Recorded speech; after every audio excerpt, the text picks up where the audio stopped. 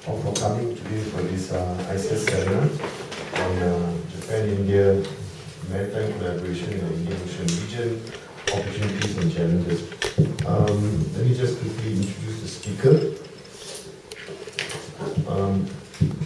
Dr. Rupert Vohra is currently Assistant Professor of International Relations at the School of Liberal Studies, Pandit Deendayal Petroleum University in Gujarat.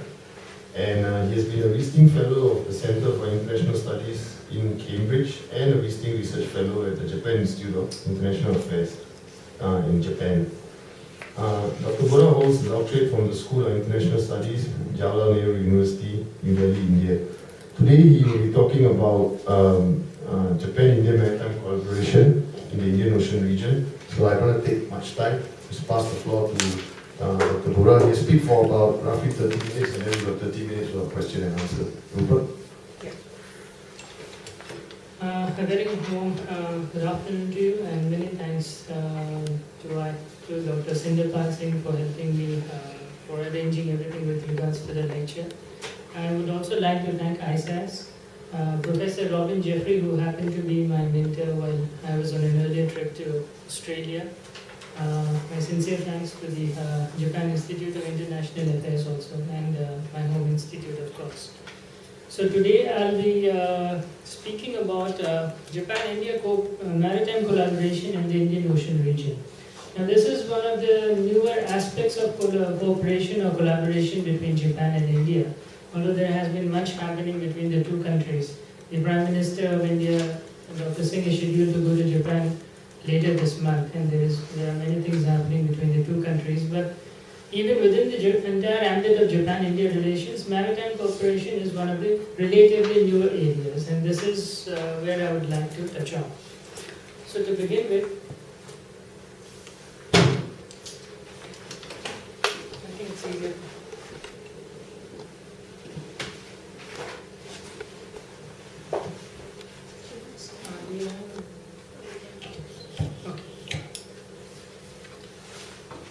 So Japan and India have historical ties dating back to the times when Buddhism made its inroads to Japan from its country of birth, of course, India.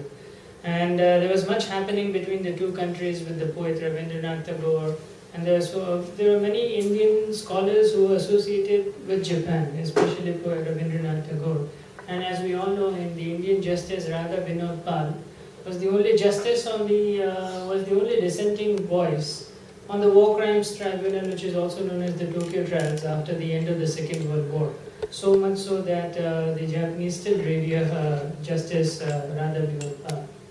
And the Indian delegation at the Far Eastern Commission was sympathetic to Japanese concerns about rebuilding their nation and refused to ask for reparations at the 1952 San Francisco Conference. So this is about the historical background to the ties.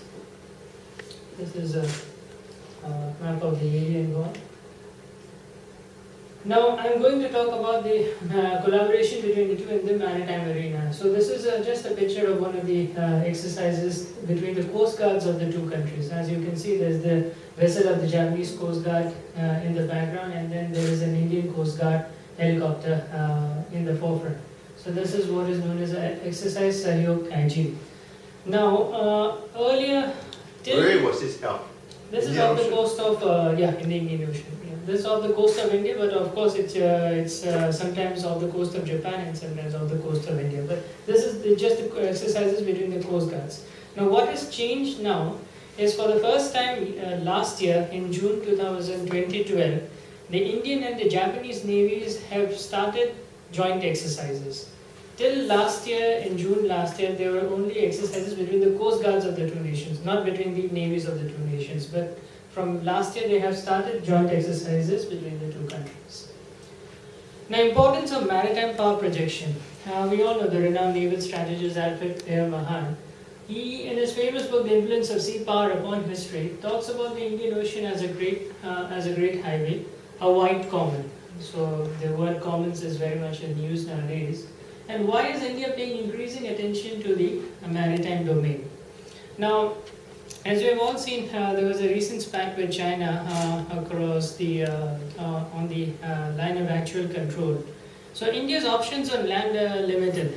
In the west with Pakistan, with the fraught relations with Pakistan, India doesn't have much space to move to the west. Neither to the north, because we are seeing the border with China as a disputed one, and it is the only land border, China's only land border that remains unsettled. China has settled its land border disputes with all the other countries. I'm saying only the land borders. China has settled its land border disputes with all the neighboring countries, save for India.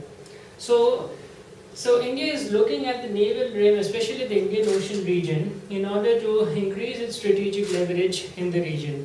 And this is seen in the increasing weightage that it is giving to bodies like the IOR-ARC, the Indian Ocean Rim Association for Regional Cooperation, where it is an important member along with the likes of South Africa and Australia. So India is giving increasing attention to the maritime domain, because I argue that along India's land boundaries, there are hardly any prospects for it to increase its force projection capabilities. Now, why is maritime cooperation between the two countries, Japan and India, important? India and Japan are poor in indigenous energy resources and are dependent on oil imports mainly from the Middle East. Japan more so than India. India still has some indigenous natural resources, where Japan is very poor in natural resources. Therefore, unrestricted freedom of navigation through this region, the Indian Ocean region, is critical for the health of their economies, both the Indian economies and the Indian and the Japanese economies. And to also prevent the Indian Ocean region from being dominated by any single naval power. This has never happened in the past, but with the increase of China's force projection capabilities, in order to ensure that there is no country which emerges as the dominant naval power in the region, it is important for Japan and India to cooperate. And there is also the need to cooperate against non-traditional security threats like natural disasters and piracy. As I gave the seminar today, there's a cyclone that has made landfall in along the Bangladesh-Myanmar border. So you see, the non-traditional security threats like natural disasters and piracy is an important aspect. We must know that the Indian Ocean reaches all the way to the eastern coast of Africa. And even the Straits of Malacca is not free from piracy either. So there are also natural threats like non-traditional security threats like natural disasters and piracy that need to be tackled. Then just to continue from where I have left. India also now has commercial interests in the region with some major investments by the oil and gas, ONGC, the Oil and Natural Gas Corporation, which is a state oil major. It has investments off the coast of Vietnam. It has, of course, withdrawn from some of the blocks later because it could not find oil, but still it has significant investment off the coast of Vietnam. And the Indian navies and the Indian and the Japanese navies, they actually complement each other. The Indian Navy has a formidable presence in the region between the Straits of Hormuz and the Straits of Malacca. And the Indian Navy is one of the most active navies on the anti-piracy front. And this is very important for Japan because a large percentage of Japanese shipping and Japanese-owned shipping passes through the Indian Ocean region. And the Fukushima disaster, as we all know, in March 2011, it has reduced the production of nuclear power in Japan, and hence its oil and gas imports have further increased. And of course, we have to understand that the domestic climate in Japan is very much against the continuation of the production of nuclear energy. Although the new government, the LDP government led by Shinzo Abe, has said that they would try to revive nuclear power, but overall public perception is very high against the continuation of the production of nuclear energy. So in Japan, in domestic politics would not allow, there will be lesser and lesser reliance on nuclear energy, and so therefore Japan would have to rely on other forms of energy which it doesn't have at present and needs to import from various parts of the world, especially the Middle East. Now, coming back to the cooperation in the non-traditional security front, and Japan and India were part of the original core group of nations, along with Australia and the United States, which provided relief in 2004 after the Boxing Day tsunami of December 26, 2004. So the Japanese and the Indian navies, along with the navies of Australia and the United States, they have collaborated in this area before on the non-traditional security front. And there have been regular exercises between the navies. but mind you, these are only multilateral exercises. Malabar is a multilateral exercise. So in 2007 and 2009, Japan, India, the United States, and some of the Southeast Asian countries, the navies of some of the Southeast Asian countries, they collaborated in the Malabar series of exercises. But in 2011, they could not. Japan opted out because, of course, the Fukushima disaster. And as I've shown the picture at the beginning, the Indian and the Japanese Coast Guards, they have been holding annual exercises for a long time now. I think that began in the year 2000. Another important initiative that Japan and India are part of is the Regional Cooperation Agreement on combating piracy and armed robbery against ships in Asia, also known as the RECAP. So Japan and India are both members of this agreement, and this is another area of cooperation between the two countries in the maritime arena. Now, as I have already said, both the countries have conducted the first joint naval exercises off the coast of Japan in June last year. Especially for Japan, it was a major leap of faith because they were very reluctant in having regular naval exercises with India. They managed to do multilateral exercises involving the United States and some of the Southeast Asian navies, but it was very reluctant to go alone with India. But this has changed. This changed last year, and early this year, Japan and India have begun their first ever maritime affairs dialogue. So now there is a dedicated dialogue in place in which there are high-level officials from India's Ministry of Foreign Affairs and the Japanese MOFA, Ministry of Foreign Affairs of their country. They have established a maritime dialogue. The first meeting was held in January this year. So they have a dedicated maritime dialogue. So many things, as I've said, are changing on the maritime front between Japan and India. And meanwhile, the trilateral dialogue has also started between the United States, Japan and India. The first of which was held in Washington DC in December 2011. So now I think the fourth of the series has happened. After that it was Tokyo, then New Delhi, and then back in Washington DC again. I think the fourth of them has just got over. So there are many ways in which the cooperation is increasing on the maritime front. Now, I think the beginning of the Japan-India cooperation in the maritime arena, it happened way back in November 1999, when the Indian Coast Guard and Navy, they successfully rescued a Japanese-owned oil tanker named MV Alondra Rainbow, hijacked by pirates.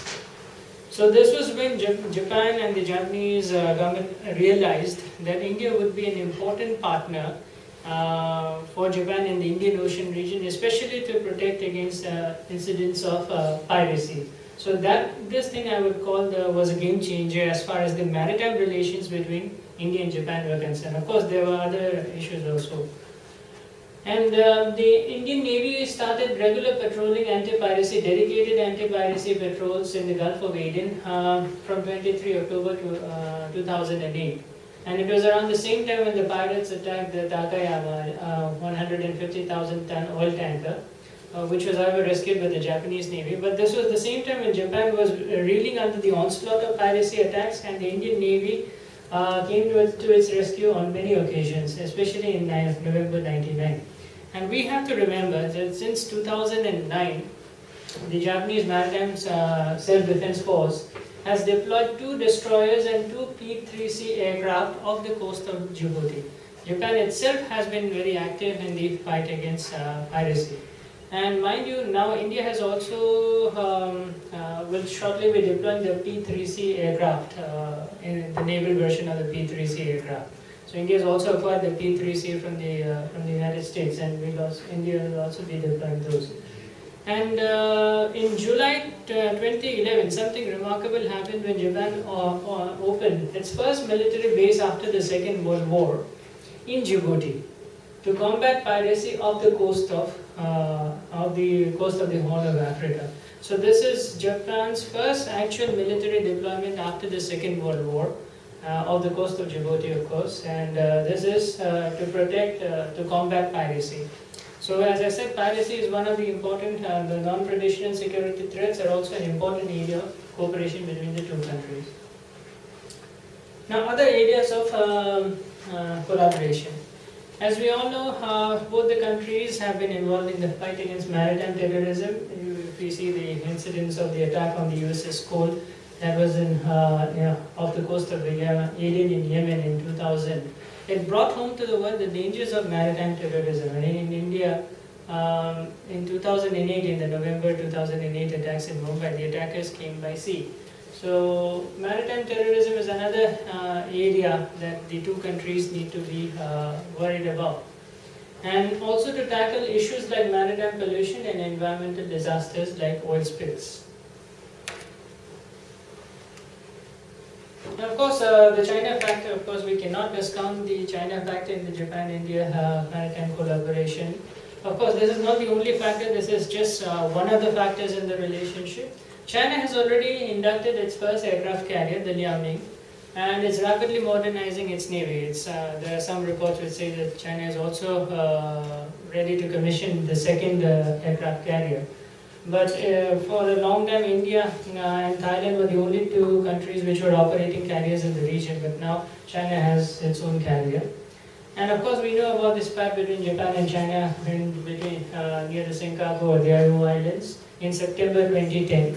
Which created a major diplomatic issue between the two countries. And in the aftermath of that incident in September 2010, China unofficially declared a ban on the rare earth exports to Japan. So you see, it was actually a fight between which was actually some Chinese fishermen had intruded into Japanese waters, but then the Chinese government took it as an opportunity to pull the plug on rare earth exports to Japan, which became a big issue because the Japanese elected these rare earth materials. They find application in high-end electronic items and also in sensors, in missile guidance systems, and avionics, and all these high-end technology items. So the Japanese companies depend to a huge extent on the Chinese rare earth exports, and China now at present is the world's biggest producer of rare earths.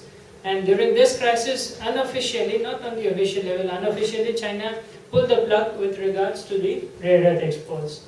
And it's interesting to note that when the then Japanese Prime Minister Yoshihiko Noda visited India for the annual bilateral summit, India and Japan have now signed an agreement for the joint production and export of rare earth materials. India is one of the major exporters of rare earth materials, not to the extent of China, but we have significant amounts of rare earths, and India and Japan are now producing and exporting rare earth materials. And by the way, Japan has also signed similar agreements with Malaysia.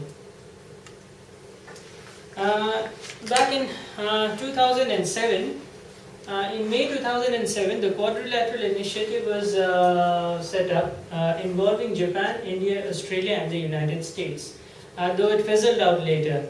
The Quadrilateral Initiative was a loose arrangement between these four countries, Japan, India, Australia and the United States, but it did not take off because countries, especially Australia and even India, were not too keen to be seen as part of the Quadrilateral Initiative, which was ostensibly pitted against China. But there was such an initiative which had taken off, as I say later, it fizzled out later. Now, of course, India has lots of worries with regards to China's maritime power projection capabilities. The so-called Chinese string of pearls strategy, it seeks to enclose India by building a series of strategic ports and refueling facilities, not all of which being built by Chinese companies, but they are being run or managed by Chinese companies also. And these include Gwadar in Pakistan. I have a map later which I'll show you. Then Sri Lanka, Hambantota, let me go back to look. Yeah. So if you see, China has built a series of naval facilities, starting off with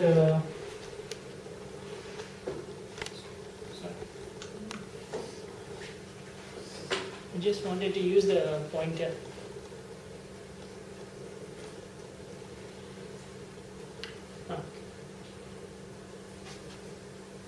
Go forward. Yeah. Yeah. Go back to the. Just go back to this previous. Yeah. The previous. And you need to connect. Yeah. This is one. So this is the Gwadar port that China has helped construct in Pakistan. Then this is Hambantota in Sri Lanka.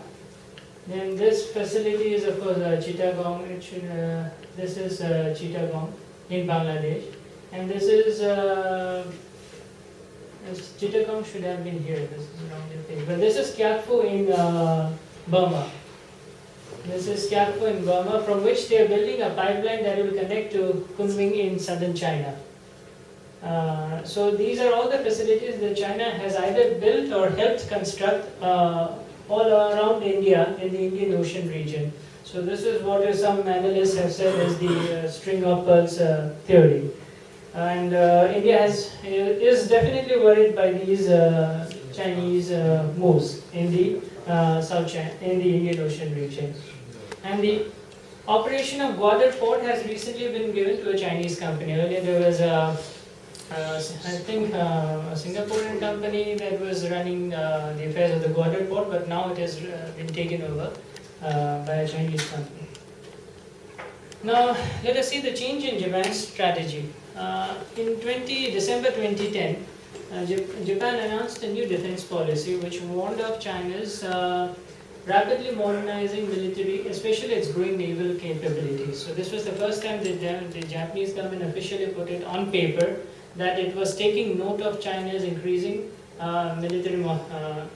naval modernization.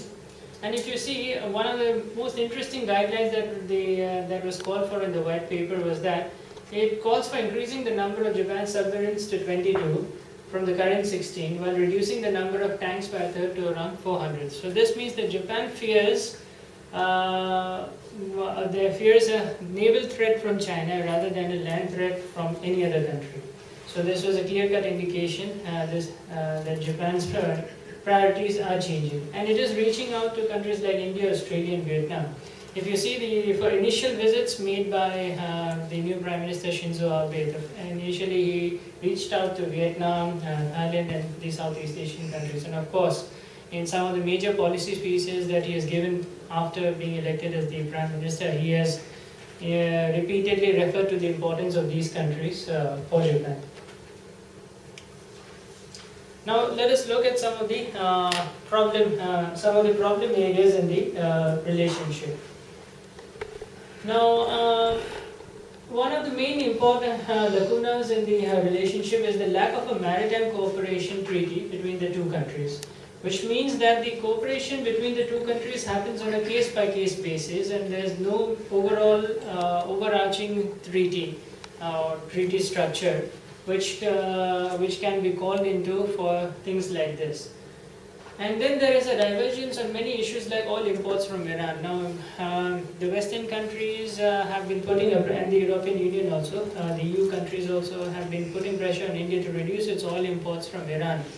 But there is disagreement between Japan and India on this front, whereas Japan has agreed to reduce oil imports. India has very reluctantly cut down oil imports from Iran, but that too not by a significant margin. It has cut down, but it has not stopped. So there are different divergences on issues like oil imports from Iran, and the major problem is Japan's arms exports laws. So Article 9 of the Japanese Constitution forbids the export of arms or arms manufacturing technology to other countries. So there is a domestic debate also on the Article 9 of the Japanese Constitution, which forbids the transfer of arms or the arms manufacturing technology. So India cannot do anything with regards to Japanese these laws which are enshrined in the Japanese Constitution. But then this is a major problem area in the maritime cooperation between the two countries. And of course, the frequent change of governments or prime ministers in Japan has been a problem because on the one hand, the Prime Minister Singh has been meeting, I think, the Japanese prime ministers right from Shinzo Abe in 2006. And 2005 also, I think, Junichiro Koizumi. But there have been frequent change of prime ministers in Japan. So, and by the way, there's an annual summit at the level of the prime minister between Japan and India. So relations also depend on the personal rapport between the two leaders. And so by the time the Indian Prime Minister builds a rapport with one Japanese Prime Minister, the next one would have already come. So this has also been hampering not only the maritime relation between the two countries, but then there are many, this is one of the factors. Then the US factor in the Japan-India maritime ties. One of the factors, of course, in the improving ties between the two countries is the fact that India's ties with the US have improved considerably since the Cold War days. And Japan and India now also have some common equipment, military equipment in their arsenals. This is because many American firms have entered the lucrative Indian defense market, and India has bought transport aircraft like the C-130J and the Harpoon missiles and maritime surveillance aircraft like the P-3C ODM, which Japan also employs. So now there is a convergence with regards to military hardware also, because earlier most of India's weapons were of Russian origin, but now India buys weapons from all across the world, from Russia, from Israel, from the United States, from France, and also from other countries, whether it be Britain, and now there have been some major deals signed with the European conglomerates also. And by the way, India has emerged as the largest arms importer in the world. So this is Article 9. Japan manufactures many naval weaponry which India would be interested in. But of course, as I have put it earlier, Article 9 of the Japanese Constitution prevents Japan from exporting such technology to third countries. Now, because they are operating common military hardware, this could allow for interoperability between the navies of the three countries, which is United States, India and Japan. And they have in the past also conducted joint naval exercises, which are the Malabar series of exercises. And of course, the US pivot towards the Asia-Pacific will make maritime ties between Japan and India stronger. There is no doubt in this, because as President Obama has outlined in his second term, the importance on the US pivot will continue, and therefore it means that the maritime ties between Japan and India will grow stronger, because both the countries are quite close to the United States. And when this time the Prime Minister Singh visits Japan, the second part of his the second leg of his visit would be in Thailand. And this also actually, the cooperation between India and Japan gels well with India's Look East policy. The Look East policy, as all of you would know, is a policy to reinvigorate India's ties with the countries of Southeast Asia and East Asia, because historically we had close ties with these countries, but many things happened during the Cold War which increased the gulf between India and these countries. So it actually works into India's Look East policy. Then some recommendations from my part. The two countries could have joint patrolling activities in the Indian Ocean region to begin with. Something we have already done with countries like Thailand and with countries like Indonesia. By the way, in Indo-Corpat means, the second point, in Indo-Corpat means India-Indonesia coordinated patrols. So maybe something similar could be also started with Japan. There should be more joint exercises between India, Japan and countries like Malaysia, Singapore and Indonesia, with whom India already has close naval ties. India has a lot of experience in conducting exercises with the Southeast Asian navies. We of course have the SIMBEX exercises with Singapore, in Indo-Corpat with Indonesia, besides the multilateral Milan series of exercises. The Milan series of exercises, which have been held biennially, that is every 2 years since 1991, are designed to foster closer cooperation and address maritime security issues among the navies of India and the Southeast Asian countries, besides countries like Australia and New Zealand. And another important fact to remember is that India and Japan are also part of the East Asia Summit now.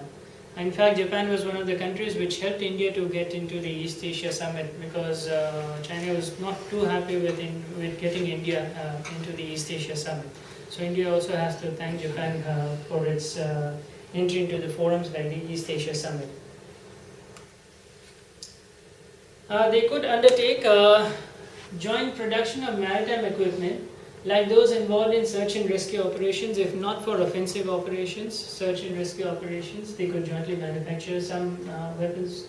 As India is trying to move from a buyer's navy to a builder's navy. If you have followed the news in the recent days, there has been many corruption scandals have been exposed in India involving purchase of foreign weaponry. So there is an increasing focus within the Indian government also that we should move from a buyer's navy to a builder's navy, and this is one of the areas where Japan and India could collaborate, because India wants to move to being a builder's navy. Then apart from these areas, there are also prospects for cooperation in shipbuilding, dry dock expansion, hydrographic surveys, etc. India, mind you, has a long coastline, and there are many other ways in which Japanese companies can take advantage of India's long coastline and engage in things like shipbuilding, dry dock expansion, and these surveys, and building of ports. Because as we see the Indian economy, as in the Indian economy grows, it will need more and better ports. So Japanese companies could also come in and they can take advantage of India's India's booming economy. And in the years to come, as India's economy grows and its trade with other countries increases, it will need more ports. And as I put it at the end, of course the idea is there. It will help if Japan could loosen its arms exports laws.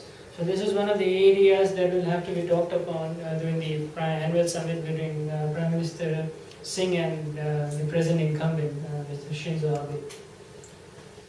So I argue therefore that there should be a maritime cooperation treaty which will encompass anti-piracy operations, refueling, disaster relief, anti-terrorism efforts, just like the Comprehensive Economic Cooperation Agreement or CEPA. So instead of doing things on an ad hoc basis, like this thing here, that thing there should be a maritime cooperation treaty. I think the time has now come to think on the lines of a maritime cooperation treaty. And I think the beginning of a maritime dialogue between the two countries is the first step in this direction, which is a very right step. Japan can help India upgrade its coastal security, for example, learning from the Mumbai experience. India has a long coastline and it is impossible for India to police its entire coastline. So therefore the element of technology comes in this area. And Japan, as we all know, has good technical expertise, and therefore it could share its technical expertise with India and help us police the long coastline. And there are some recent developments I think in last year, 2 Indian fishermen were killed by Italian Marines who were actually deployed on an Italian oil tanker. And and this became a huge issue between the two countries. Some of the Italian Marines they were arrested and then they were sent back home, and then they refused to return. Finally they returned. So there have been issues like this. So in order for Japan and India not to have such things, I think it's better to work out a treaty beforehand. And they can also jointly go for seabed exploration and provide security to offshore assets. India has offshore assets off the coast of India, and they could also jointly provide security to such assets and also go for seabed exploration. So I think there have been, I have outlined some of my recommendations, some of the problem areas. But it will take, this is why, as I have laid out at the beginning, this is one of the newer areas of cooperation between Japan and India. And of course it will take time before we see some concrete steps happening in this area. But what is certain is that both the countries are aware that there is a need to increase the cooperation in the maritime arena. And I think in the days and in months to come, we will see many more things happening in the maritime realm. Because historically, this is how the two countries connected with each other. Now, of course, with the convergence of interests in the Indian Ocean region and with India's increasing power projection capabilities, this will emerge in the future as one of the major areas of cooperation between the two countries. So I end with this, and thank you all for listening to me.